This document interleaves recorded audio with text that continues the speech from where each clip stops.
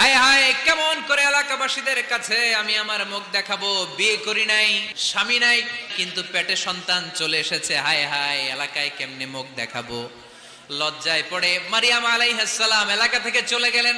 কি অবাক করে কাণ্ড! বাচ্চা ভূমিষ্ঠ হওয়ার জন্য, বড় হওয়ার জন্য 6 মাস 7 মাস লাগে নাই, পেটে বাচ্চা আসার সাথে সাথে বাচ্চাটারে বড় করে দিয়েছে কে?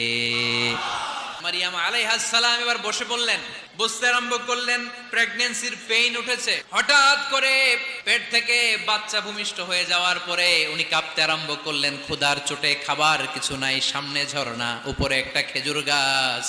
সাইয়েদনা ঈসা আলাইহিস সালামকে কোলে নিয়ে মারিয়াম আলাইহিস সালাম মনে মনে ভাবে, হায় রে, কেউ যদি একটু খেজুর পেড়ে দিত, এই ক্ষুধার মুহূর্তে আমি খেজুর খেয়ে পেটের ক্ষুধা নিবারণ করতাম।